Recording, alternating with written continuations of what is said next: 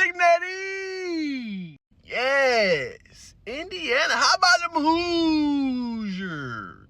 Boy, oh boy. They beat Oregon on the road? Lord. Hey, man. Gonna have to start saying they not a fluke, bro. They not a fluke. No, yes, last year was not a fluke. This team is good. This team is good. Yeah, man. I mean, you break down this game, right? Oregon struggled, right? And it was atypical. Now, no way am I saying that Mendoza outplayed Dante Moore, but Dante Moore had 2 interceptions in this game.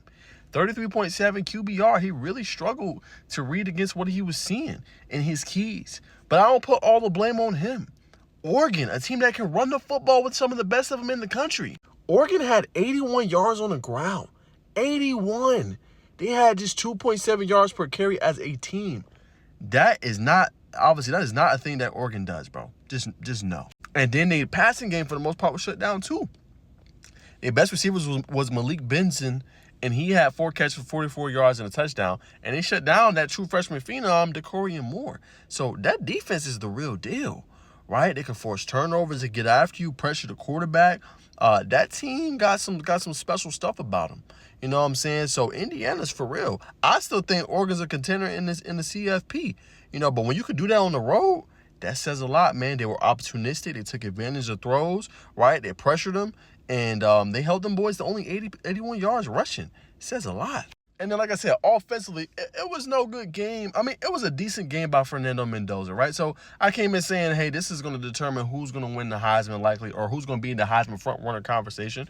I still think it's up for grabs, right? I still think it's out there. Now, Mendoza, like I said, he had a solid game. He did what he did. 215 yards passing. You know, obviously had the 1 pick and the 1 touchdown. 88.6 QBR. Played definitely better than, obviously, Dante Moore. But still some things he got to clean up. But nonetheless, you'll take it. But one thing I do want to point out is the rushing game. They ran the ball pretty good against a really good defensive front. Now, I know you're going to say, nah, you only had 111 yards, bro. What are you talking about? But Roman Hemby, who I know got the ball 19 times in this game, he had 70 yards and 2 touchdowns, right? He did what he was supposed to do when he got the ball. It was limited holes because they don't give up a lot of big plays in the ground. And they still took advantage, man. So Indiana did their thing, did what they were supposed to do, and came out on top. Another player I want to highlight I was impressed with, Elijah Surratt.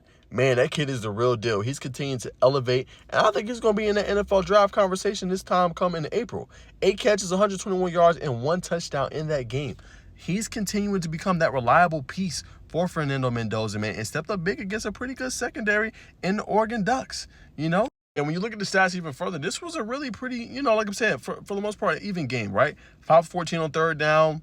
Oregon was 3 for 14. They were more efficient on fourth down, 3 for 4, right?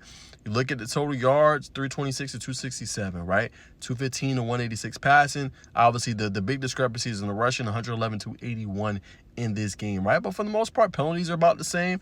It was a very even matchup. 2 really good elite teams going neck and neck, man, head to head. So that's all you can ask for, man. And I think it really showed that Indiana's the real deal. They led in first downs 23 to 14. And this is a team that we need to take more serious. They should move up into the top 5 after this win. Ole Miss struggled a little bit against Washington State. Definitely believe like the Hoosiers can play with anybody in the country, and getting this win is only going to help them. Because you look at the rest of their schedule, it ain't really nothing too hard, right? They should be able to handle business and get into a Big Ten championship game. And then now you have this win and this tiebreaker for you.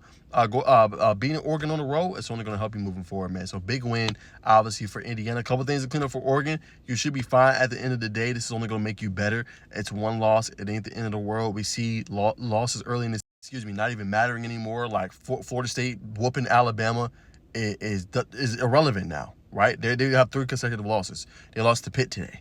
Right? Doesn't matter, right? So take it with a grain of salt, improve, get better and better. Do not let it spiral like what Penn State got going on. That stuff is spiraling ever since they lost to Oregon.